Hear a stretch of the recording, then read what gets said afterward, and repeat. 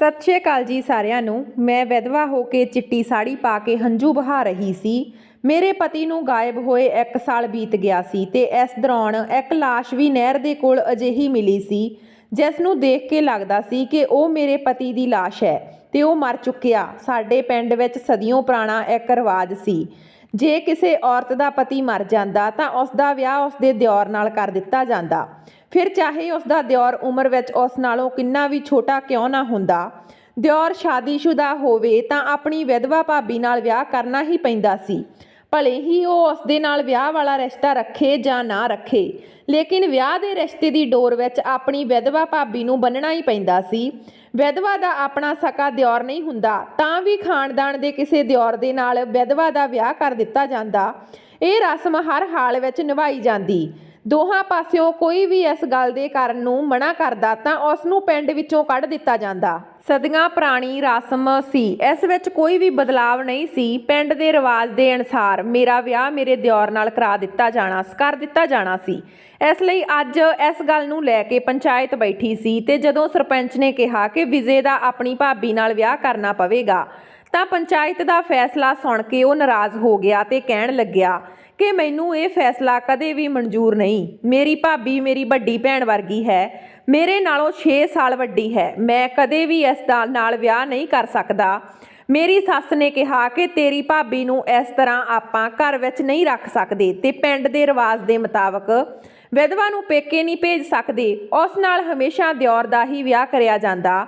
ਉਹ ਕਹਿਣ ਲੱਗਿਆ ਕਿ ਜਦੋਂ ਮੈਂ ਦਿਲ ਤੋਂ ਇਸ ਰਿਸ਼ਤੇ ਦੇ ਲਈ ਰਾਜ਼ੀ ਹੀ ਨਹੀਂ ਹਾਂ ਤਾਂ ਫਿਰ ਭਾਬੀ ਨਾਲ ਅਜਿਹਾ ਰਿਸ਼ਤਾ ਕਿਉਂ ਕਰਾਂ ਜਿਸ ਨੂੰ ਮੈਂ ਨਿਭਾਉਣਾ ਹੀ ਨਹੀਂ ਚਾਹੁੰਦਾ।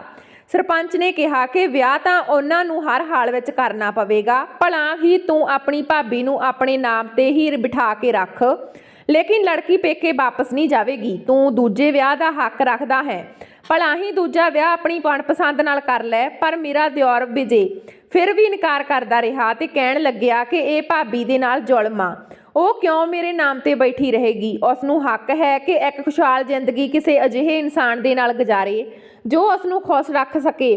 ਲੇਕਿਨ ਉਸ ਦੀ ਗੱਲ ਕਿਸੇ ਨੇ ਨਾ ਸੁਣੀ। ਪਿੰਡ ਦੇ ਰਿਵਾਜ ਦੇ ਅਨੁਸਾਰ ਮੇਰਾ ਵਿਆਹ ਮੇਰੇ ਦਿਓਰ ਦੇ ਨਾਲ ਕਰ ਦਿੱਤਾ ਗਿਆ ਤੇ ਉਸ ਤੋਂ ਬਾਅਦ ਜੋ ਹੋਇਆ ਉਹ ਸਭ ਹੋਸ਼ ਉਡਾਉਣ ਲਈ ਕਾਫੀ ਸੀ। ਮੇਰਾ ਨਾਮ ਅਵਣੀ ਹੈ, ਮੈਂ ਬੇਹੱਦ ਹਸੀਨ ਲੜਕੀ ਸੀ। ਮੈਂ ਇੰਨੀ ਖੂਬਸੂਰਤ ਸੀ ਕਿ ਅਜਿਹਾ ਲੱਗਦਾ ਸੀ ਜਿਵੇਂ ਰੱਬ ਨੇ ਮੈਨੂੰ ਆਪਣੇ ਹੱਥ ਨਾਲ ਤਰਸ਼ ਕੇ ਬਣਾਇਆ ਹੋਵੇ। ਮੈਨੂੰ ਦੇਖਣ ਵਾਲਾ ਆਪਣਾ ਦਿਲ ਰੋਕ ਕੇ ਰਹਿ ਜਾਂਦਾ ਸੀ। ਜਿੰਨੀ ਮੈਂ ਖੂਬਸੂਰਤ ਸੀ ਓਨੀਆਂ ਹੀ ਖੂਬਸੂਰਤ ਚੀਜ਼ਾਂ ਮੈਨੂੰ ਪਸੰਦ ਸੀ। ਮੈਨੂੰ ਬਦਸੂਰਤ ਚੀਜ਼ਾਂ ਤੋਂ ਨਫ਼ਰਤ ਸੀ। ਬਦਸੂਰਤ ਚੀਜ਼ਾਂ ਦੇ ਵੱਲ ਮੈਂ ਅੱਖ ਚੱਕ ਕੇ ਵੀ ਨਹੀਂ ਦੇਖਣਾ ਚਾਹੁੰਦੀ ਸੀ। ਮੈਨੂੰ ਆਪਣੇ ਹੁਸਨ ਤੇ ਘਮੰਡ ਵੀ ਬਹੁਤ ਸੀ। ਸਾਡੇ ਖਾਨਦਾਨ ਵਿੱਚ ਲੜਕੀਆਂ ਦਾ ਵਿਆਹ ਬਹੁਤ ਜਲਦੀ ਕਰ ਦਿੱਤਾ ਜਾਂਦਾ ਸੀ। ਮੇਰੀ ਉਮਰ ਹਾਲੇ 20 ਸਾਲ ਦੀ ਸੀ ਤੇ ਮੇਰੇ ਮਾਂ-ਬਾਪ ਨੇ ਮੇਰੇ ਲਈ ਰਿਸ਼ਤਾ ਵੀ ਦੇਖ ਲਿਆ ਸੀ। ਸਾਡੀ ਫੈਮਿਲੀ ਵਿੱਚ ਵਿਆਹ ਤੋਂ ਪਹਿਲਾਂ ਲੜਕੀ ਆਪਣੇ ਹੋਣ ਵਾਲੇ ਪਤੀ ਨੂੰ ਦੇਖ ਨਹੀਂ ਸਕਦੀ ਸੀ। ਮੇਰਾ ਰਿਸ਼ਤਾ ਮੇਰੇ ਪਾਪਾ ਦੇ ਦੋਸਤ ਨੇ ਕਰਵਾਇਆ ਸੀ। ਉਸ ਦੇ ਦੂਰ ਦੇ ਜਾਣਨ ਵਾਲੇ ਲੋਕ ਸੀ। ਪਾਪਾ ਦੇ ਦੋਸਤ ਨੇ ਪਾਪਾ ਨੂੰ ਵਿਸ਼ਵਾਸ ਦਿਵਾਇਆ ਕਿ ਬਹੁਤ ਹੀ ਚੰਗੇ ਖਾਂਦੇ ਪੀਂਦੇ ਘਰ ਦੇ ਲੋਕ ਹਨ ਅਤੇ ਬੇਟੀ ਰਾਜ ਕਰੇਗੀ ਉੱਥੇ, ਅਤੇ ਪਾਪਾ ਨੇ ਆਪਣੇ ਦੋਸਤ ਤੇ ਪੂਰਾ ਵਿਸ਼ਵਾਸ ਸੀ ਤੇ ਮੈਨੂੰ ਵੀ ਤਾਂ ਪਾਪਾ ਦੇ ਦੋਸਤ ਤੇ ਪੂਰਾ ਵਿਸ਼ਵਾਸ ਸੀ। ਉਹ ਮੈਨੂੰ ਬਿਲਕੁਲ ਬੇਟੀਆਂ ਦੀ ਤਰ੍ਹਾਂ ਚਾਹੁੰਦੇ ਸੀ। ਮੰਗਣੀ ਦੀ ਰਸਮ ਕਰਨ ਮੇਰੇ ਸੱਸ ਸਹੁਰਾ ਤੇ ਛੋਟਾ ਦਿਓਰ ਆਇਆ। ਆਪਣੇ ਦਿਓਰ ਨੂੰ ਦੇਖ ਕੇ ਕੁਝ ਪਲ ਤਾਂ ਮੈਂ ਉਸ ਨੂੰ ਦੇਖਦੀ ਰਹਿ ਗਈ। ਉਹ ਦੇਖਣ ਵਿੱਚ ਬਹੁਤ ਹੀ ਖੂਬਸੂਰਤ ਤੇ ਵਧੀਆ ਡੀਲ ਡੋਲ ਦਾ ਮਾਲਕ ਸੀ। ਅਜਿਹਾ ਗਠੀਲਾ ਨੌਜਵਾਨ ਮੈਂ ਆਪਣੀ ਜ਼ਿੰਦਗੀ ਵਿੱਚ ਪਹਿਲੀ ਵਾਰ ਵੇਖਿਆ ਸੀ। ਕੁਝ ਪਲ ਦੇ ਲਈ ਤਾਂ ਮੈਂ ਉਸ ਤੋਂ ਨਜ਼ਰਾਂ ਨਹੀਂ ਹਟਾ ਪਾਈ। ਮੇਰੇ ਦਿਓਰ ਵਿਜੇ ਦੀ ਉਮਰ ਲਗਭਗ 15 ਸਾਲ ਦੀ ਸੀ, ਲੇਕਿਨ ਆਪਣੀ ਡੀਲ ਡੋਲ ਦੀ ਵਜ੍ਹਾ ਨਾਲ 18 ਤੋਂ 20 ਸਾਲ ਦਾ ਲੱਗਦਾ ਸੀ। ਉਸ ਦੀ ਖੂਬਸੂਰਤੀ ਅਤੇ ਗੁੰਦਮਾ ਸਰੀਰ ਦੇਖ ਕੇ ਮੈਨੂੰ ਲੱਗਿਆ ਕਿ ਮੇਰਾ ਪਤੀ ਵੀ ਅਜਿਹਾ ਹੀ ਹੋਵੇਗਾ। ਹੁਣ ਤਾਂ ਮੇਰੇ ਅੰਦਰ ਮੇਰੇ ਪਤੀ ਨੂੰ ਦੇਖਣ ਦੀ ਉਤਸੁਕਤਾ ਬਹੁਤ ਜ਼ਿਆਦਾ ਵੱਧ ਚੁੱਕੀ ਸੀ। ਮੈਂ ਰੋਜ਼ ਆਪਣੇ ਖਿਆਲਾਂ ਵਿੱਚ ਆਪਣੇ ਪਤੀ ਨੂੰ ਖੂਬਸੂਰਤ, ਸਮਾਰਟ ਅਤੇ ਗਠੀਲਾ ਨੌਜਵਾਨ ਦੇਖਦੀ, ਜਿਵੇਂ ਹੀ ਉਸ ਦਾ ਛੋਟਾ ਭਰਾ ਸੀ, ਹਸੀਨ ਅਤੇ ਦਿਲਕਸ਼ ਅਤੇ ਮਰਦਾਨਗੀ ਨਾਲ ਭਰਪੂਰ। 2 ਮਹੀਨੇ ਮੈਂ ਆਪਣੇ ਪਤੀ ਦੇ ਬਾਰੇ ਕਿਸੇ ਸ਼ਹਿਜ਼ਾਦੇ ਦਾ ਖਿਆਲ ਕਰਕੇ ਲੰਘਾਏ ਸਨ। ਮੈਂ ਆਪਣੇ ਪਿੰਡ ਦੀ ਪਹਿਲੀ ਕੁੜੀ ਸੀ ਜਿਸ ਨੇ ਆਪਣੀ ਵਿਦਾਈ ਤੇ ਇੱਕ ਹੰਝੂ ਨਹੀਂ ਵਹਾਇਆ ਸੀ। ਮੈਨੂੰ ਤਾਂ ਆਪਣੇ ਪਤੀ ਨੂੰ ਦੇਖਣ ਦਾ, ਉਸ ਨਾਲ ਗੱਲਾਂ ਕਰਨ ਦਾ ਇੰਤਜ਼ਾਰ ਸੀ ਤੇ ਅੱਜ ਤਾਂ ਮੇਰਾ ਇੰਤਜ਼ਾਰ ਖਤਮ ਹੋਣ ਵਾਲਾ ਸੀ। ਮੇਰੇ ਚਿਹਰੇ ਤੋਂ ਤਾਂ ਮੁਸਕਰਾਹਟ ਹੀ ਗਾਇਬ ਨਹੀਂ ਹੋ ਰਹੀ ਸੀ। ਜਦੋਂ ਮੇਰੇ ਪਤੀ ਦੀ ਇੱਕ ਕਜ਼ਨ ਮੈਨੂੰ ਮੇਰੇ ਪਤੀ ਦੇ ਕਮਰੇ ਵਿੱਚ ਬਿਠਾ ਕੇ ਗਈ ਤਾਂ ਉਹ ਮੈਨੂੰ ਦੇਖ ਕੇ ਕਹਿਣ ਲੱਗੀ ਕਿ ਅੱਜ ਤਾਂ ਭਰਾ ਜ਼ਰੂਰ ਆਪਣੇ ਹੋਸ਼ ਖਵਾ ਬੈਠੇਗਾ। ਕਿਵੇਂ ਚੰਦ ਵਰਗੀ ਦੁਲਹਨ ਹੈ ਉਸਦੀ। ਆਪਣੇ ਲਈ ਤਾਰੀਫ ਸੁਣ ਕੇ ਮੈਂ ਸ਼ਰਮ ਨਾਲ ਨਜ਼ਰਾਂ ਝੁਕਾ ਲਈਆਂ। ਉਹ ਮੁਸਕਰਾਉਂਦੇ ਹੋਏ ਕਮਰੇ ਤੋਂ ਬਾਹਰ ਚਲੀ ਗਈ। ਮੈਨੂੰ ਬਸ ਮੇਰੇ ਪਤੀ ਦੇ ਆਉਣ ਦਾ ਇੰਤਜ਼ਾਰ ਸੀ। ਮੇਰੀਆਂ ਬੇਤਾਬੀਆਂ ਚਰਮ 'ਤੇ ਸੀ। ਇੱਕ ਇੱਕ ਪਲ ਇੰਤਜ਼ਾਰ ਦਾ ਗੁਜ਼ਾਰਨਾ ਮੇਰੇ ਲਈ ਮੁਸ਼ਕਲ ਹੋ ਰਿਹਾ ਸੀ। 1 ਘੰਟੇ ਬਾਅਦ ਮੇਰਾ ਪਤੀ ਮੇਰੇ ਕਮਰੇ ਵਿੱਚ ਆਇਆ ਤੇ ਮੈਂ ਘੁੰਡ ਕੱਢ ਕੇ ਬੈਠੀ ਸੀ। ਦਿਲ ਦੀਆਂ ਧੜਕਣਾਂ ਦਾ ਇਹ ਹਾਲ ਸੀ ਕਿ ਅਜਿਹਾ ਲੱਗ ਰਿਹਾ ਸੀ ਦਿਲ ਹੁਣੇ ਹੀ ਸੀਨੇ ਤੋਂ ਬਾਹਰ ਆ ਜਾਵੇਗਾ। ਜਿਵੇਂ ਜਿਵੇਂ ਮੇਰਾ ਪਤੀ ਮੇਰੇ ਵੱਲ ਕਦਮ ਵਧਾ ਰਿਹਾ ਸੀ, ਮੇਰੇ ਦਿਲ ਦੀਆਂ ਧੜਕਣਾਂ ਕੰਨਾਂ ਨੂੰ ਸੁਣਾਈ ਦੇ ਰਹੀਆਂ ਸੀ। ਉਹ ਮੇਰੇ ਕੋਲ ਆ ਕੇ ਬੈਠ ਗਏ। ਜਿਵੇਂ ਹੀ ਉਹਨਾਂ ਨੇ ਮੇਰਾ ਘੁੰਡ ਚੁੱਕਿਆ, ਕੁਝ ਪਲ ਦੇ ਲਈ ਉਹ ਕੁਝ ਵੀ ਨਾ ਬੋਲੇ। ਫਿਰ ਕਹਿਣ ਲੱਗੇ, ਮੈਨੂੰ ਆਪਣੀ ਕਿਸਮਤ 'ਤੇ ਵਿਸ਼ਵਾਸ ਨਹੀਂ ਹੋ ਰਿਹਾ। ਤੂੰ ਤਾਂ ਬਹੁਤ ਹਸੀਨ ਆ। ਮੇਰਾ ਦਿਲ ਕਿਸੇ ਜਿੱਦੀ ਬੱਚੇ ਦੀ ਤਰ੍ਹਾਂ ਮੇਰੇ ਪਤੀ ਨੂੰ ਦੇਖਣ ਦੇ ਲਈ ਮਚਲ ਰਿਹਾ ਸੀ। ਲੇਕਿਨ ਸ਼ਰਮ ਵੀ ਕੋਈ ਚੀਜ਼ ਹੁੰਦੀ ਆ। ਮੈਂ ਪਹਿਲੀ ਰਾਤ ਦੀ ਦੁਲਹਨ ਸੀ। ਇਸੇ ਤਰ੍ਹਾਂ ਬੇਸ਼ਰਮਾਂ ਦੀ ਤਰ੍ਹਾਂ ਮੈਂ ਆਪਣੇ ਪਤੀ ਨੂੰ ਨਹੀਂ ਦੇਖ ਸਕਦੀ ਸੀ। ਲੇਕਿਨ ਮੇਰੇ ਹੋਸ਼ ਉਸ ਵਕਤ ਉੱਡ ਗਏ ਜਦੋਂ ਮੇਰੀ ਗੋਰੀ ਬਾਂਹ ਇੱਕ ਸਾਵਲੀ ਰੰਗਤ ਵਾਲੇ ਹੱਥ ਨੇ ਫੜ ਲਈ। ਮੇਰਾ ਦਿਲ ਧੱਕ ਧੱਕ ਵਿੱਚ ਹੀ ਰਹਿ ਗਿਆ।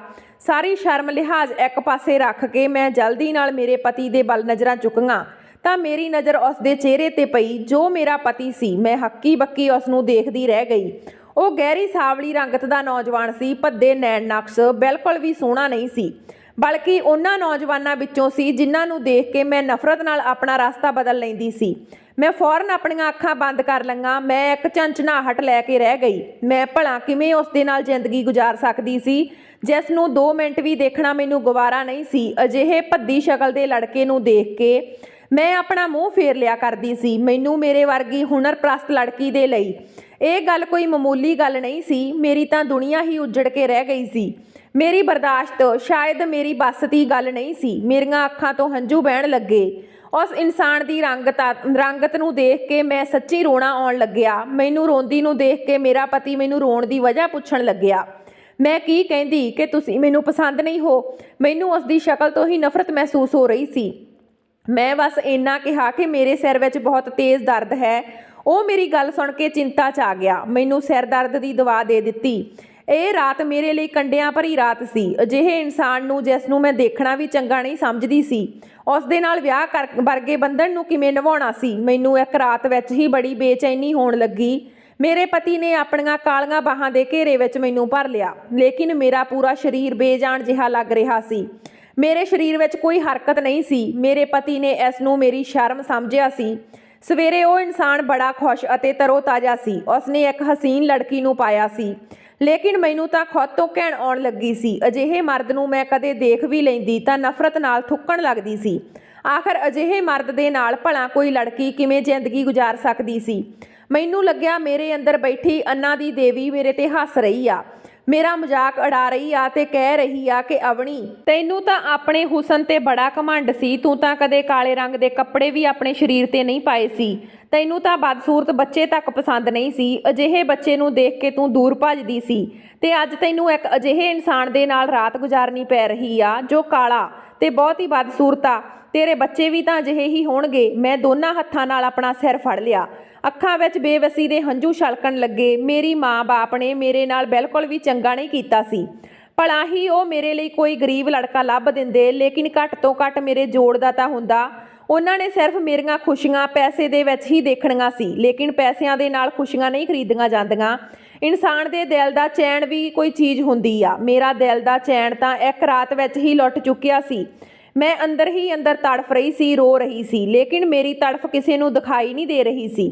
ਮੇਰਾ ਪਤੀ ਤਿਆਰ ਹੋ ਕੇ ਮੇਰੇ ਕੋਲ ਆਇਆ ਤੇ ਕਹਿਣ ਲੱਗਿਆ, ਚਲੋ ਬਾਹਰ, ਸਭ ਆਪਣਾ ਇੰਤਜ਼ਾਰ ਕਰ ਰਹੇ ਆ। ਮੈਂ ਉਸ ਦੇ ਨਾਲ ਮਰੇ ਕਦਮ ਚੁੱਕਦੀ ਹੋਈ ਬਾਹਰ ਡਾਈਨਿੰਗ ਟੇਬਲ ਤੱਕ ਆਈ। ਸਾਹਮਣੇ ਡਾਈਨਿੰਗ ਟੇਬਲ ਤੇ ਨਾਸ਼ਤਾ ਕਰਦੇ ਮੇਰੇ ਪਤੀ ਦੇ ਛੋਟੇ ਭਰਾ ਨੂੰ ਦੇਖ ਕੇ ਮੇਰਾ ਜੀ ਜਲ ਰਿਹਾ ਸੀ। ਮੈਂ ਤਾਂ ਉਸ ਨੂੰ ਦੇਖ ਕੇ ਹੀ ਆਪਣੇ ਪਤੀ ਦਾ ਨਕਸ਼ਾ ਖਿੱਚਿਆ ਸੀ, ਲੇਕਿਨ ਉਸ ਵਿੱਚ ਅਤੇ ਮੇਰੇ ਪਤੀ ਵਿੱਚ ਜ਼ਮੀਨ ਅਸਮਾਨ ਦਾ ਅੰਤਰ ਸੀ।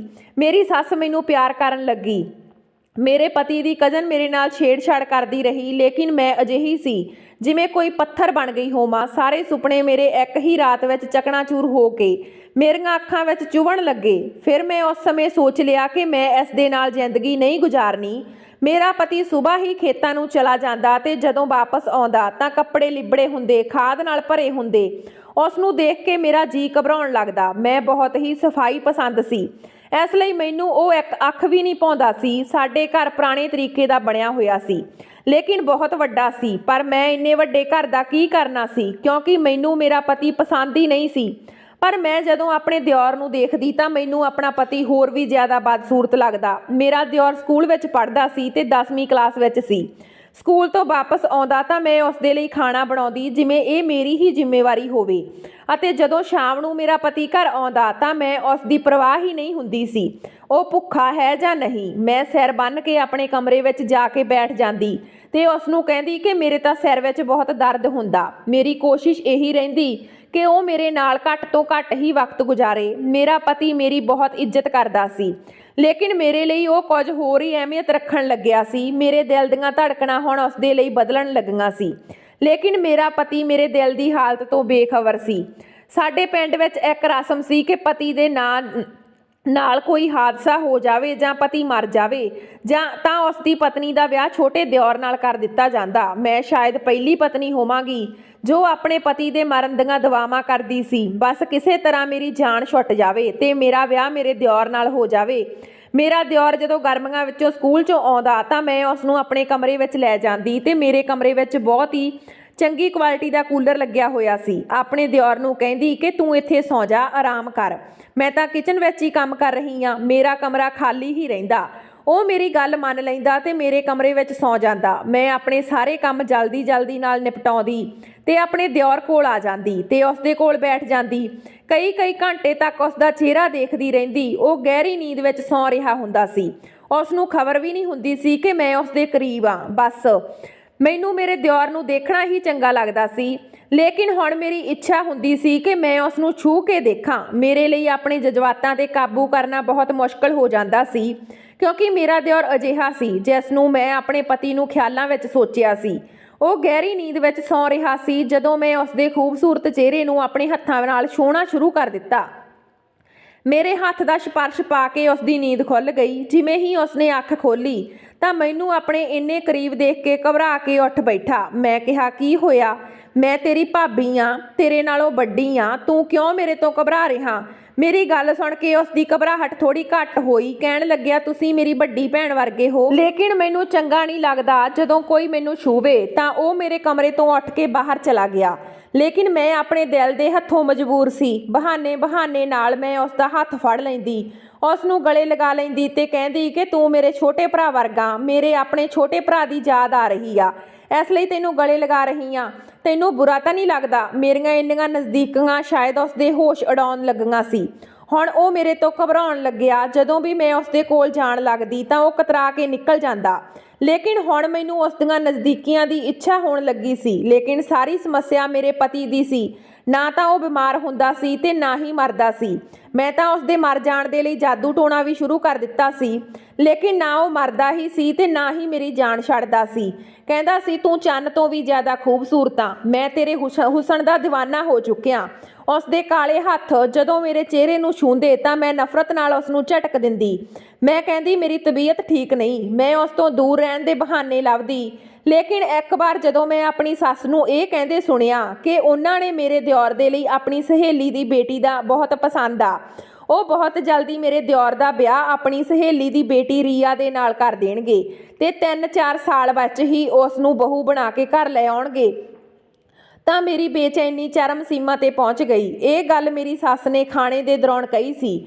ਅਚਾਨਕ ਹੀ ਮੇਰੀ ਨਜ਼ਰ ਮੇਰੇ ਦਿਓਰ ਦੇ ਵੱਲ ਗਈ। ਉਹ ਇਸ ਤਰ੍ਹਾਂ ਸ਼ਰਮਾ ਰਿਹਾ ਸੀ ਜਿਵੇਂ ਉਹ ਵੀ ਉਸ ਲੜਕੀ ਨੂੰ ਪਸੰਦ ਕਰਦਾ ਸੀ। ਮੇਰੇ ਦਿਓਰ ਦੀਆਂ ਅੱਖਾਂ ਵਿੱਚ ਮੈਂ ਉਸ ਲੜਕੀ ਦੀ ਪਸੰਦਗੀ ਨੂੰ ਦੇਖ ਕੇ ਮੇਰੇ ਅੰਦਰ ਤਾਂ ਇੱਕ ਅੱਗ ਜਿਹੀ ਲੱਗ ਗਈ। ਮੈਂ ਕੁਝ ਵੀ ਸਹਿਣ ਕਰ ਸਕਦੀ ਸੀ, ਲੇਕਿਨ ਮੇਰੇ ਦਿਓਰ ਨੂੰ ਕਿਸੇ ਹੋਰ ਦਾ ਹੁੰਦੇ ਹੋਏ ਨਹੀਂ ਦੇਖ ਸਕਦੀ ਸੀ। ਪੂਰੀ ਰਾਤ ਮੈਂ ਜਾਗ ਕੇ ਗੁਜ਼ਾਰੀ। ਮੇਰੇ ਅੰਦਰ ਨਫ਼ਰਤ ਦੇ ਤੂਫਾਨ ਮੈਨੂੰ ਅਜਿਹੇ ਕੰਮ ਕਰਨ ਦੇ ਲਈ ਉਕਸਾਉਂਦੇ ਸਨ ਜੋ ਮੈਂ ਕਦੇ ਸੋਚ ਵੀ ਨਹੀਂ ਸਕਦੀ ਸੀ, ਲੇਕਿਨ ਮੇਰੇ ਦਿਓਰ ਨੂੰ ਪਾਉਣ ਦਾ ਮੇਰੇ ਕੋਲ ਬਸ ਇਹੀ ਤਰੀਕਾ ਸੀ। ਮੈਂ ਰਾਤ ਨੂੰ ਮੇਰੇ ਪਤੀ ਨੂੰ ਜਗਾ ਹੀ ਰੱਖਿਆ ਤੇ ਉਸ ਨਾਲ ਇੱਧਰ ਉੱਧਰ ਦੀਆਂ ਗੱਲਾਂ ਕਰਦੀ ਰਹੀ। ਉਹ ਬਸ ਮੇਰੇ ਬਦਲਦੇ ਹੋਏ ਵਿਵਹਾਰ ਨੂੰ ਬਹੁਤ ਖੁਸ਼ ਸੀ। ਉਹ ਕਹਿਣ ਲੱਗਿਆ, ਰੋਜ਼ ਤਾਂ ਤੈਨੂੰ ਸੌਣ ਦੀ ਜਲਦੀ ਹੁੰਦੀ ਆ, ਮੇਰੇ ਨਾਲ ਗੱਲ ਕਰਨ ਤੱਕ ਨਹੀਂ ਕਰਦੀ। ਅੱਜ ਕਿਵੇਂ ਇੰਨੀ ਦੇਰ ਤੱਕ ਜਾਗ ਰਹੀ ਆ? ਮੇਰੇ ਨਾਲ ਗੱਲ ਵੀ ਕਰ ਰਹੀ ਆ ਤੇ ਬੇਹੱਦ ਖੁਸ਼ ਨਜ਼ਰ ਆ ਰਹੀ ਆ। ਮੈਂ ਉਸ ਨੂੰ ਸਮਾਂ ਦਿੱਤਾ। ਮੈਂ ਉਸ ਨੂੰ ਕਿਹਾ ਕਿ ਆਪਾਂ ਘਰ ਤੋਂ ਬਾਹਰ ਤੁਰਨ ਚੱਲਦੇ ਆਂ। ਉਸਨੇ ਝੱਟ ਮੇਰਾ ਕਿਹਾ ਮੰਨ ਲਿਆ ਤੇ ਮੈਂ ਉਸਨੂੰ ਸਾਡੇ ਪਿੰਡ ਦੇ ਕੋਲ ਦੀ ਨਹਿਰ ਲੰਘਦੀ ਸੀ ਉਸ ਤੇ ਚਲੇ ਗਏ ਤੇ ਅਸੀਂ ਤੁਰੇ ਜਾ ਰਹੇ ਸੀ। ਉਹ ਕਹਿਣ ਲੱਗਿਆ ਕਿ ਵਾਪਸ ਘਰ ਚੱਲਦੇ ਆਂ, ਨਾ ਜਾਣੇ ਕਿਉਂ ਮੈਨੂੰ ਬਹੁਤ ਘਬਰਾਹਟ ਹੋ ਰਹੀ ਆ। ਮੈਂ ਜਲਦੀ ਨਾਲ ਉਸ ਨੂੰ ਨਹਿਰ 'ਚ ਧੱਕਾ ਦੇ ਦਿੱਤਾ ਤੇ ਕਿਹਾ ਕਿ ਮੈਨੂੰ ਤੇਰੇ ਨਾਲ ਨਫ਼ਰਤ ਆ। ਮੇਰੇ ਘਰ ਵਾਲਿਆਂ ਨੇ ਤੇਰੇ ਨਾਲ ਨਾ ਜਾਣੇ ਕੀ ਦੇਖਿਆ ਕਿ ਮੇਰਾ ਵਿਆਹ ਤੇਰੇ ਨਾਲ ਕਰ ਦਿੱਤਾ। ਤੂੰ ਇਸ ਕਾਬਲ ਨਹੀਂ ਕਿ ਮੈਂ ਤੇਰੇ ਵਰਗੇ ਬਦਸੂਰਤ ਇਨਸਾਨ ਦੇ ਨਾਲ ਜ਼ਿੰਦਗੀ ਗੁਜ਼ਾਰਾਂ। ਮੈਂ ਉਸ ਨੂੰ ਉੱਥੇ ਹੀ ਛੱਡ ਕੇ ਘਰ ਵਾਪਸ ਆ ਗਈ। ਰਾਤ ਬਹੁਤ ਜ਼ਿਆਦਾ ਹੋ ਚੁੱਕੀ ਸੀ ਤੇ ਸਭ ਲੋਕ ਉਸ ਸਮੇਂ ਸੌਂ ਰਹੇ ਸੀ। ਮੈਂ ਬਹੁਤ ਜ਼ਿਆਦਾ ਘਬਰਾਈ ਹੋਈ ਸੀ। ਮੈਨੂੰ ਆਪਣੀ ਇਸ ਘਟੀਆ ਤੇ ਸ਼ਰਮਨਾਕ ਹਰਕਤ ਤੇ ਜਰਾ ਵੀ ਅਫਸੋਸ ਨਹੀਂ ਸੀ। ਮੈਂ ਆਪਣੇ ਕਮਰੇ ਵਿੱਚ ਆ ਗਈ। ਮੈਨੂੰ ਲੱਗਿਆ ਮੇਰੇ ਸਿਰ ਤੋਂ ਇੱਕ ਬੋਝ ਉਤਰ ਗਿਆ। ਅਗਲੇ ਦਿਨ ਜਦੋਂ ਮੇਰੀ ਸੱਸ ਨੇ ਮੇਰੇ ਪਤੀ ਦੇ ਬਾਰੇ ਪੁੱਛਿਆ ਤਾਂ ਮੈਂ ਕਿਹਾ ਰਾਤ ਨੂੰ ਉਹਨਾਂ ਦੇ ਕਿਸੇ ਦੋਸਤ ਦਾ ਫੋਨ ਆਇਆ ਸੀ। ਉਹ ਮੈਨੂੰ ਕਹਿਣ ਲੱਗੇ ਕਿ ਮੈਂ ਖੇਤਾਂ ਨੂੰ ਜਾ ਰਿਹਾ, ਤੂੰ ਆਰਾਮ ਕਰ। ਮੇਰੀ ਸੱਸ ਕਹਿਣ ਲੱਗੀ ਅੱਜ ਤੱਕ ਤਾਂ ਉਹ ਕਦੇ ਵੀ ਅੱਧੀ ਰਾਤ ਨੂੰ ਬਾਹਰ ਨਹੀਂ ਗਿਆ। ਮੈਂ ਕਿਹਾ ਕਿ ਮੈਂ ਝੂਠ ਬੋਲ ਰਹੀ ਹਾਂ। ਮੇਰੀ ਗੱਲ ਸੁਣ ਕੇ ਮੇਰੀ ਸੱਸ ਚੁੱਪ ਹੋ ਗਈ ਤੇ ਬਾਹਰ ਚਲੀ ਗਈ। ਥੋੜੀ ਦੇਰ ਬਾਅਦ ਹੀ ਪਿੰਡ ਵਿੱਚੋਂ ਖਬਰ ਆਈ ਕਿ ਨਹਿਰ ਤੋਂ ਕਿਸੇ ਆਦਮੀ ਦੀ ਲਾਸ਼ ਮਿਲੀ ਆ, ਲੇਕਿਨ ਉਸ ਦਾ ਚਿਹਰਾ ਪਹਿਚਾਣ ਨਹੀਂ ਆ ਰਿਹਾ। ਮੈਂ ਇੱਕਦਮ ਘਬਰਾ ਗਈ। ਅਸੀਂ ਸਾਰੇ ਉੱਥੇ ਗਏ ਤਾਂ ਮੈਂ ਦੇਖਿਆ ਜੋ ਕੱਪੜੇ ਉਸ ਇਨਸਾਨ ਨੇ ਪਹਿਨੇ ਹੋਏ ਸੀ। ਮੈਂ ਜਦੋਂ ਉਸ ਨੂੰ ਦੇਖਿਆ ਤਾਂ ਕਹਿ ਦਿੱਤਾ ਕਿ ਇਹ ਤਾਂ ਮੇਰਾ ਹੀ ਪਤੀ ਆ, ਪਰ ਉਹ ਮੇਰਾ ਪਤੀ ਨਹੀਂ ਸੀ। ਇਸ ਤਰ੍ਹਾਂ ਮੇਰੇ ਪਤੀ ਦੀ ਮੌਤ ਦੀ ਖਬਰ ਅਤੇ ਘਰ ਵਿੱਚ ਕੋਹਰਾਮ ਮਚ ਗਿਆ। ਸਭ ਰੋ ਰਹੇ ਸੀ। ਮੈਂ ਰੋਣ ਦਾ ਡਰਾਮਾ ਕਰ ਰਹੀ ਸੀ। ਸਭ ਨੂੰ ਲੱਗ ਰਿਹਾ ਸੀ ਕਿ ਮੈਨੂੰ ਬਹੁਤ ਦੁੱਖ ਹੋਇਆ, ਲੇਕਿਨ ਮੇਰੇ ਅੰਦਰੋਂ ਤਾਂ ਜਿਵੇਂ ਬਹੁਤ ਵੱਡਾ ਬੋਝ ਨਿਕਲ ਗਿਆ ਸੀ। ਮੈਂ ਸ਼ੋਕ ਮਨਾਉਣ ਦੇ ਲਈ ਕਮਰੇ ਵਿੱਚ ਬੈਠ ਗਈ। ਮੇਰੀ ਸੱਸ ਦੀ ਬਹੁਤ ਬੁਰੀ ਹਾਲਤ ਸੀ। ਬੇਟੇ ਦਾ ਗਮ ਉਸ ਤੋਂ ਸਹਿ ਨਹੀਂ ਹੋ ਰਿਹਾ ਸੀ। ਉਹ ਬਾਰ-ਬਾਰ ਬੇਹੋਸ਼ ਹੋ ਕੇ ਡਿੱਗ ਜਾਂਦੀ ਸੀ। ਹੁਣ ਮੇਰੇ ਦਿਓਰ ਤੇ ਸਾਰੀ ਜ਼ਿੰਮੇਵਾਰੀ ਆ ਚੁੱਕੀ ਸੀ। ਉਸਨੇ ਪੜ੍ਹਾਈ ਵੀ ਛੱਡ ਦਿੱਤੀ। ਉਸ ਨੂੰ ਮੇਰੇ ਪਤੀ ਦੇ ਮਰਨ ਦਾ ਬਹੁਤ ਦੁੱਖ ਸੀ।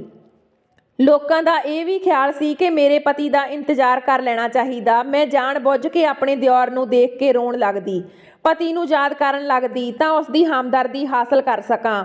ਉਹ ਮੈਨੂੰ ਤਸੱਲੀ ਦਿੰਦਾ ਕਿ ਤੁਸੀਂ ਪਰੇਸ਼ਾਨ ਨਾ ਹੋਵੋ। ਇਸ ਤਰ੍ਹਾਂ ਹੌਲੀ-ਹੌਲੀ 1 ਸਾਲ ਲੰਘ ਗਿਆ। ਉਸ ਦੇ ਬਾਅਦ ਜਦੋਂ ਇਹ ਵਿਸ਼ਵਾਸ ਹੋ ਗਿਆ ਕਿ ਉਹ ਲਾਸ਼ ਮੇਰੇ ਪਤੀ ਦੀ ਹੀ ਸੀ ਤਾਂ ਪਿੰਡ ਦੀ ਪੰਚਾਇਤ ਬੈਠ ਚੁੱਕੀ ਸੀ ਤੇ ਪਿੰਡ ਦੇ ਰਿਵਾਜ ਦੇ ਅਨੁਸਾਰ ਮੇਰੇ ਦਿਓਰ ਨੂੰ ਮੇਰੇ ਨਾਲ ਵਿਆਹ ਕਰਨਾ ਪਵੇਗਾ। ਇਹ ਗੱਲ ਸੁਣ ਕੇ ਮੇਰੇ ਦਿਓਰ ਨੇ ਇਨਕਾਰ ਕਰ ਦਿੱਤਾ।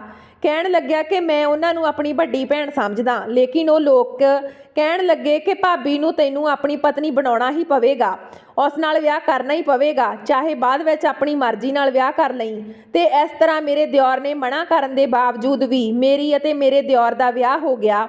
ਵਿਆਹ ਦੇ ਬਾਅਦ ਮੇਰੇ ਦਿਓਰ ਨੇ ਮੇਰੇ ਨਾਲ ਹੋਰ ਵੀ ਜ਼ਿਆਦਾ ਕਤਰਾਉਣਾ ਲੱਗਿਆ।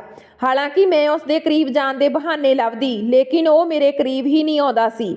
ਮੈਂ ਉਸ ਦੇ ਸਾਰੇ ਕੰਮ ਆਪਣੇ ਹੱਥ ਨਾਲ ਕਰਦੀ। ਇੱਕ ਵਾਰ ਮੈਂ ਉਸ ਨੂੰ ਕਿਹਾ ਕਿ ਮੇਰਾ ਕੀ ਦੋਸ਼ ਆ, ਮੈਨੂੰ ਕਿਸ ਗੱਲ ਦੀ ਸਜ਼ਾ ਦੇ ਰਹੇ ਹੋ। ਉਹ ਕਹਿਣ ਲੱਗਿਆ ਮੈਂ ਅਜਿਹੇ ਕਿਸੇ ਜ਼ਬਰਦਸਤੀ ਦੇ ਰਿਸ਼ਤੇ ਨੂੰ ਸਵੀਕਾਰ ਨਹੀਂ ਕੀਤਾ। ਮੈਂ ਤਾਂ ਰੀਆ ਨਾਲ ਮੁਹੱਬਤ ਕਰਦਾ ਹਾਂ, ਵਿਆਹ ਵੀ ਉਸ ਨਾਲ ਹੀ ਕਰਾਂਗਾ। ਮੈਨੂੰ ਇਹ ਸੁਣ ਕੇ ਗੁੱਸਾ ਆਉਣ ਲੱਗਿਆ। ਇੱਕ ਵਾਰ ਰੀਆ ਸਾਡੇ ਘਰ ਆਈ। ਉਹ ਕੁਝ ਦਿਨ ਰੁਕਣ ਦੇ ਲਈ ਆਈ ਸੀ। ਉਸ ਦੇ ਸਾਹਮਣੇ ਮੈਂ ਆਪਣੇ ਦਿਓਰ ਦੇ ਹੋਰ ਜ਼ਿਆਦਾ ਕਰੀਬ ਰਹਿਣ ਦੀ ਕੋਸ਼ਿਸ਼ ਕਰਨ ਲੱਗੀ ਤਾਂ ਕਿ ਉਸ ਨੂੰ ਵਿਜੇ ਦੇ ਬਾਰੇ ਵਿੱਚ ਸ਼ੱਕ ਹੋ ਜਾਵੇ ਤੇ ਉਹ ਉਸ ਤੋਂ ਦੂਰੀਆਂ ਬਣਾ ਲਵੇ ਅਤੇ ਵਿਜੇ ਨੂੰ ਛੱਡ ਦੇਵੇ। ਲੇਕਿਨ ਉਹ ਲੜਕੀ ਨਾ ਜਾਣੇ ਕਿਸ ਮਿੱਟੀ ਦੀ ਬਣੀ ਹੋਈ ਸੀ। ਵਿਜੇ ਦਾ ਪਿੱਛਾ ਛੱਡਣ ਦਾ ਉਸਦਾ ਕੋਈ ਇਰਾਦਾ ਨਹੀਂ ਸੀ, ਬਲਕਿ ਇੱਕ ਦਿਨ ਤਾਂ ਰੀਆ ਨੇ ਹੱਦ ਹੀ ਕਰ ਦਿੱਤੀ। ਮੈਂ ਵਿਜੇ ਦੇ ਕੱਪੜੇ ਪ੍ਰੈਸ ਕਰ ਰਹੀ ਸੀ ਜਦੋਂ ਉਹ ਮੇਰੇ ਕੋਲ ਆ ਗਈ ਤੇ ਕਹਿਣ ਲੱਗੀ ਵਿਜੇ ਦੇ ਕੱਪੜੇ ਅੱਜ ਤੋਂ ਬਾਅਦ ਮੈਂ ਪ੍ਰੈਸ ਕਰਿਆ ਕਰਾਂਗੀ ਜਦ ਤੱਕ ਮੈਂ ਇੱਥੇ ਆ। ਉਦੋਂ ਤੱਕ ਵਿਜੇ ਦਾ ਕੋਈ ਵੀ ਕੰਮ ਕਰਨ ਦੀ ਜ਼ਰੂਰਤ ਨਹੀਂ। ਮੈਂ ਕਿਹਾ ਕਿਉਂ, ਮੈਂ ਕਿਉਂ ਨਾ ਕਰਾਂ, ਮੈਂ ਉਸ ਦੀ ਪਤਨੀ ਆ, ਇਹ ਮੇਰਾ ਫਰਜ਼ ਆ। ਮੇਰੀ ਗੱਲ ਸੁਣ ਕੇ ਉਹ ਮੁਸਕਰਾਉਣ ਲੱਗੀ, ਕਹਿਣ ਲੱਗੀ ਸਿਰਫ ਨਾਮ ਦੀ ਪਤਨੀ ਹੋ, ਬਹੁਤ ਜਲਦ ਉਹ ਮੇਰੇ ਨਾਲ ਵਿਆਹ ਕਰ ਲਵੇਗਾ। ਅਸੀਂ ਦੋਨੋਂ ਇੱਕ ਦੂਜੇ ਨੂੰ ਪਿਆਰ ਕਰਦੇ ਆ ਤੇ ਇੱਕ ਦੂਜੇ ਦੇ ਬਿਨਾਂ ਰਹਿ ਨਹੀਂ ਸਕਦੇ। ਤੁਹਾਨੂੰ ਵੀ ਇਹ ਗੱਲ ਸਮਝ ਜਾਣੀ ਚਾਹੀਦੀ ਆ। ਮੈਂ ਰੀਆ ਦੀ ਗੱਲ ਸੁਣ ਕੇ ਬਹੁਤ ਪਰੇਸ਼ਾਨ ਜਿਹੀ ਹੋ ਗਈ। ਰੀਆ ਹੁਣ ਹਰ ਸਮੇਂ ਵਿਜੇ ਦੇ ਕੋਲ ਰਹਿਣ ਦੀ ਕੋਸ਼ਿਸ਼ ਕਰਦੀ ਸੀ। ਜਦੋਂ ਵੀ ਰੀਆ ਨੂੰ ਵਿਜੇ ਦੇ ਆਸ-ਪਾਸ ਦੇਖਦੀ ਤਾਂ ਮੇਰਾ ਦਿਲ ਜਲਣ ਲੱਗਦਾ। ਉਹ ਮੈਨੂੰ ਵਿਜੇ ਦੇ ਕਿਸੇ ਵੀ ਕੰਮ ਨੂੰ ਹੱਥ ਨਾ ਲਗਾਉਣ ਦਿੰਦੀ ਸੀ। ਮੈਂ ਇਸ ਗੱਲ ਦੀ ਸ਼ਿਕਾਇਤ ਆਪਣੀ ਸੱਸ ਨੂੰ ਕਰ ਦਿੱਤੀ ਕਿ ਇਸ ਲੜਕੀ ਦਾ ਇੱਥੇ ਰਹਿਣਾ ਠੀਕ ਨਹੀਂ, ਜਦਕਿ ਮੈਂ ਵਿਜੇ ਦੀ ਪਤਨੀ ਬਣ ਚੁੱਕੀ ਆ। ਇਹ ਮੈਨੂੰ ਵਿਜੇ ਦੇ ਦਿਲ ਵਿੱਚ ਜਗ੍ਹਾ ਬਣਾਉਣ ਨਹੀਂ ਦੇ ਰਹੀ। ਮੇਰੀ ਗੱਲ ਸੁਣ ਕੇ ਮੇਰੀ ਸੱਸ ਨੇ ਮੈਨੂੰ ਹੈਰਾਨੀ ਨਾਲ ਦੇਖਿਆ ਤੇ ਕਹਿਣ ਲੱਗੀ ਵਿਜੇ ਨੇ ਸਿਰਫ ਇੱਕ ਰਸਮ ਨਿਭਾਈ ਹੈ, ਇਸ ਵਿਆਹ ਦੇ ਲਈ ਉਹ ਰਾਜੀ ਨਹੀਂ ਆ। ਪਿੰਡ ਦੀ ਪੰਚਾਇਤ ਦੀ ਗੱਲ ਸੁਣ ਕੇ ਹੀ ਵਿਜੇ ਨੇ ਤੇਰੇ ਨਾਲ ਵਿਆਹ ਕੀਤਾ, ਲੇਕਿਨ ਉਸ ਦਾ ਦਿਲ ਇਸ ਰਿਸ਼ਤੇ ਨੂੰ ਸਵੀਕਾਰ ਨਹੀਂ ਕਰ ਪਾਇਆ ਤੇ ਤੂੰ ਤਾਂ ਸਮਝਦਾਰ ਆ, ਤੈਨੂੰ ਇਸ ਗੱਲ ਨੂੰ ਸਮਝਣਾ ਚਾਹੀਦਾ। ਕੁਝ ਸਮੇਂ ਬਾਅਦ ਮੈਂ ਉਹਨਾਂ ਦੋਹਾਂ ਦਾ ਵਿਆਹ ਕਰ ਦੇਵਾਂਗੀ। ਉਹ ਦੋਨੋਂ ਇੱਕ ਦੂਜੇ ਨੂੰ ਬਹੁਤ ਪਸੰਦ ਕਰਦੇ ਆ, ਬਚਪਨ ਦੀ ਮੁਹੱਬਤ ਆ ਦੋਨਾਂ ਦੀ। ਇਹ ਸੁਣਨਾ ਸੀ ਕਿ ਮੇਰੇ ਅੰਦਰ ਰੀਆ ਦੇ ਲਈ ਹੋਰ ਵੀ ਨਫ਼ਰਤ ਦੇ ਜਜ਼ਬਾਤ ਉੱਭਰਨ ਲੱਗੇ। ਮੈਂ ਵਿਜੇ ਨੂੰ ਪਾਉਣ ਦੇ ਲਈ ਆਪਣੇ ਪਤੀ ਤੱਕ ਨੂੰ ਮਾਰ ਸਕਦੀ ਸੀ ਤਾਂ ਇਹ ਲੜਕੀ ਕੀ ਚੀਜ਼ ਸੀ। ਇੱਕ ਰਾਤ ਮੈਂ ਆਪਣੇ ਕਮਰੇ ਵਿੱਚੋਂ ਉੱਠ ਕੇ ਵਿਜੇ ਦੇ ਕਮਰੇ 'ਚ ਚਲੀ ਗਈ। ਵਿਆਹ ਦੇ ਬਾਅਦ ਹੀ ਵਿਜੇ ਆਪਣੇ ਕਮਰੇ ਵਿੱਚ ਅਤੇ ਮੈਂ ਅਲੱਗ ਆਪਣੇ ਕਮਰੇ ਵਿੱਚ ਸੌਂਦੀ ਸੀ। ਵਿਜੇ ਨੂੰ ਇੱਕ ਕਮਰੇ ਵਿੱਚ ਸਾਡਾ ਦੋਹਾਂ ਦਾ ਸੌਣਾ ਪਸੰਦ ਨਹੀਂ ਸੀ। ਉਸਨੇ ਕਿਹਾ ਸੀ ਕਿ ਜਦੋਂ ਇਸ ਰਿਸ਼ਤੇ ਨੂੰ ਸਵੀਕਾਰ ਨਹੀਂ ਕੀਤਾ ਤਾਂ ਫਿਰ ਉਸ ਨੂੰ ਨਿਭਾਉਣ ਦਾ ਕੀ ਮਤਲਬ ਆ। ਉਹ ਸਭ ਕੁਝ ਉਵੇਂ ਹੀ ਰਹੇਗਾ ਜਿਵੇਂ ਵਿਆਹ ਤੋਂ ਪਹਿਲਾਂ ਸੀ। ਇਸ ਲਈ ਉਹ ਆਪਣੇ ਕਮਰੇ ਵਿੱਚ ਹੀ ਸੌਂਦਾ ਸੀ। ਉਹ ਗਹਿਰੀ ਨੀਂਦ ਵਿੱਚ ਸੌਂ ਰਿਹਾ ਸੀ। ਮੈਂ ਉਸਦੇ ਕੋਲ ਜਾ ਕੇ ਲੇਟ ਗਈ। ਕਮਰੇ ਦਾ ਦਰਵਾਜ਼ਾ ਵੀ ਬੰਦ ਨਹੀਂ ਸੀ ਤਾਂ ਰੀਆ ਸਾਨੂੰ ਦੋਹਾਂ ਨੂੰ ਇੱਕ ਸਾਥ ਪਏ ਹੋਏ ਦੇਖ ਲਵੇ ਤੇ ਫਿਰ ਅਜਿਹਾ ਹੀ ਹੋਇਆ। ਸਵੇਰ ਦਾ ਟਾਈਮ ਹੋ ਚੁੱਕਿਆ ਸੀ ਤੇ ਰੀਆ ਵਿਜੇ ਨੂੰ ਜਗਾਉਣ ਆਈ ਤਾਂ ਉਸਨੇ ਇਸ ਤਰ੍ਹਾਂ ਦੇਖ ਕੇ ਉੱਥੋਂ ਪਲਟ ਗਈ। ਉਹ ਮੇਰੇ ਨਾਲ ਲੜਨ ਲੱਗੀ। ਫਿਰ ਵਿਜੇ ਨੂੰ ਕਹਿਣ ਲੱਗੀ ਕਿ ਮੈਂ ਤੇਰੇ ਨਾਲ ਵਿਆਹ ਨਹੀਂ ਕਰਾਂਗੀ ਕਿਉਂਕਿ ਮੈਂ ਹੁਣ ਹੋਰ ਜ਼ਿਆਦਾ ਬਰਦਾਸ਼ਤ ਨਹੀਂ ਕਰ ਸਕਦੀ। ਮੈਨੂੰ ਇੱਕ ਸੌਂਕਣ ਦੇ ਨਾਲ ਰੱਖੇਗਾ ਜਾਂ ਇਸ ਨੂੰ ਛੱਡ ਦੇ ਜਾਂ ਫਿਰ ਮੇਰੇ ਨਾਲ ਵਿਆਹ ਕਰ। ਵਿਜੇ ਨੇ ਕਿਹਾ ਕਿ ਮੇਰੀ ਮਜਬੂਰੀ ਆ, ਮੈਂ ਅਵਣੀ ਨੂੰ ਨਹੀਂ ਛੱਡ ਸਕਦਾ, ਲੇਕਿਨ ਮੈਂ ਤੈਨੂੰ ਵੀ ਮੁਹੱਬਤ ਕਰਦਾ, ਤੇਰੇ ਬਿਨਾਂ ਵੀ ਨਹੀਂ ਰਹਿ ਸਕਦਾ। ਲੇਕਿਨ ਰੀਆ ਨੇ ਇੱਕ ਹੀ ਜਿੱਦ ਫੜ ਲਈ ਕਿ ਅਵਣੀ ਨੂੰ ਛੱਡ ਦੇ ਤਾਂ ਹੀ ਮੇਰੇ ਨਾਲ ਵਿਆਹ ਕਰੇਗਾ। ਲੇਕਿਨ ਵਿਜੇ ਨੇ ਮੈਨੂੰ ਛੱਡਣ ਵਾਲੀ ਗੱਲ ਤੇ ਹਾਂ ਨਹੀਂ ਕਹੀ। ਰੀਆ ਗੁੱਸੇ ਵਿੱਚ ਪੈਰ ਮਾਰਦੀ ਹੋਈ ਚਲੀ ਗਈ। ਉਸ ਦੀਆਂ ਅੱਖਾਂ ਵਿੱਚ ਹੰਝੂ ਵਹਿ ਰਹੇ ਸੀ, ਲੇਕਿਨ ਮੈਨੂੰ ਕੋਈ ਪਰਵਾਹ ਨਹੀਂ ਸੀ। ਇੱਕ ਦਿਨ ਵਿਜੇ ਨੇ ਮੈਨੂੰ ਕਿਹਾ ਕਿ ਮੈਂ ਤੇਰੇ ਨਾਲ ਹੀ ਜ਼ਿੰਦਗੀ ਗੁਜ਼ਾਰਨਾ ਚਾਹੁੰਦਾ, ਤੂੰ ਮੈਨੂੰ ਚੰਗੀ ਲੱਗਣ ਲੱਗੀ ਆ। ਅੱਜ ਰਾਤ ਨੂੰ ਤਿਆਰ ਹੋ ਕੇ ਰਹੀ, ਮੈਂ ਤੇਰੇ ਕਮਰੇ ਵਿੱਚ ਖੁਦ ਆਵਾਂਗਾ ਤੇ ਇਸ ਵਾਰ ਆਪਣੇ ਵਿੱਚ ਕੁਝ ਵੀ ਪਰਦਾ ਨਹੀਂ ਰਹੇਗਾ। ਮੇਰੀ ਖੁਸ਼ੀ ਦੀ ਤਾਂ ਕੋਈ ਹੱਦ ਨਹੀਂ ਰਹੀ ਸੀ। ਮੇਰੀਆਂ ਸਾਰੀਆਂ ਖੁਸ਼ੀਆਂ ਪੂਰੀਆਂ ਹੋਣ ਜਾ ਰਹੀਆਂ ਸੀ। ਮੈਂ ਰਾਤ ਨੂੰ ਖੁਦ ਨੂੰ ਖੂਬ ਸਜਾਇਆ ਸਵਾਰਿਆ ਤੇ ਫਿਰ ਜਦੋਂ ਵਿਜੇ ਮੇਰੇ ਕਮਰੇ ਵਿੱਚ ਆਇਆ ਤਾਂ ਉਸਦੇ ਮੂੰਹ ਤੇ ਰੁਮਾਲ ਬੰਨਿਆ ਹੋਇਆ ਸੀ। ਮੈਨੂੰ ਕਹਿਣ ਲੱਗਿਆ, ਮੈਨੂੰ ਇਹ ਸੱਚ ਦੱਸ ਦੇ, ਉਸ ਦਿਨ ਤੂੰ ਮੇਰੇ ਭਰਾ ਨਾਲ ਕੀ ਕੀਤਾ ਸੀ। ਮੇਰੇ ਉੱਪਰ ਤੋਂ ਉਸ ਸਮੇਂ ਵਿਜੇ ਦੀ ਮੁਹੱਬਤ ਦਾ ਨਸ਼ਾ ਚੜ ਚੁੱਕਿਆ ਸੀ। ਮੈਂ ਜਲਦੀ ਹੀ ਵਿਜੇ ਦੀ ਹੋਣਾ ਚਾਹੁੰਦੀ ਸੀ, ਉਸ ਦੀ ਖੂਬਸੂਰਤ ਬਾਹਾਂ ਵਿੱਚ ਸਮਾ ਜਾਣਾ ਚਾਹੁੰਦੀ ਸੀ। ਮੈਂ ਕਿਹਾ ਕਿ ਮੈਂ ਤੁਹਾਨੂੰ ਪਾਉਣ ਦੀ ਖਾਤਰ ਬਹੁਤ ਵੱਡੀਆਂ ਕੁਰਬਾਨੀਆਂ ਦਿੱਤੀਆਂ ਹਨ। ਮੈਂ ਸਭ ਕੁਝ ਵਿਜੇ ਨੂੰ ਸੱਚ ਦੱਸ ਦਿੱਤਾ। ਉਸ ਇਨਸਾਨ ਨੇ ਵੀ ਆਪਣਾ ਰੁਮਾਲ ਉਤਾਰ ਦਿੱਤਾ ਤੇ ਉਸ ਨੂੰ ਦੇਖ ਕੇ ਮੇਰੇ ਹੋਸ਼ ਉੱਡ ਗਏ। ਉਹ ਤਾਂ ਮੇਰਾ ਪਤੀ ਸੀ, ਮੇਰਾ ਪਹਿਲਾ ਪਤੀ। ਮੈਂ ਕਿਹਾ, ਮੈਂ ਤਾਂ ਤੈਨੂੰ ਮਾਰ ਦਿੱਤਾ ਸੀ। ਮੇਰੇ ਪਹਿਲੇ ਪਤੀ ਨੇ ਕਿਹਾ ਕਿ ਮੈਂ ਤਾਂ ਮਰਨ ਵਾਲਾ ਸੀ, ਤੂੰ ਤਾਂ ਮੈਨੂੰ ਮਾਰਨ ਦੀ ਕੋਈ ਕਸਰ ਨਹੀਂ ਛੱਡੀ ਸੀ, ਪਰ ਰੱਬ ਨੇ ਮੈਨੂੰ ਬਚਾ ਲਿਆ। ਨਹਿਰ ਮੈਨੂੰ ਕਿਤੇ ਹੋਰ ਪਿੰਡ ਲੈ ਗਈ। ਉਹ ਪਿੰਡ ਇੱਥੋਂ ਬਹੁਤ ਦੂਰ ਸੀ। ਉੱਥੇ ਕਿਸੇ ਨੇ ਮੇਰੀ ਜਾਨ ਬਚਾਈ। ਜਦੋਂ ਮੈਨੂੰ ਹੋਸ਼ ਆਇਆ ਤਾਂ ਪਤਾ ਲੱਗਿਆ ਕਿ ਮੈਂ ਕਾਫੀ ਚਿਰ ਤੋਂ ਬੇਹੋਸ਼ ਸੀ। ਫਿਰ ਮੈਨੂੰ ਕੁਝ ਯਾਦ ਵੀ ਨਹੀਂ ਆਇਆ। ਉਸ ਦੇ ਬਾਅਦ ਜਦੋਂ ਮੇਰੀ ਯਾਦਾਸ਼ਤ ਆਈ ਤਾਂ ਮੈਂ ਚੋਰੀ ਉਸ ਪਿੰਡ ਤੋਂ ਆ ਗਿਆ।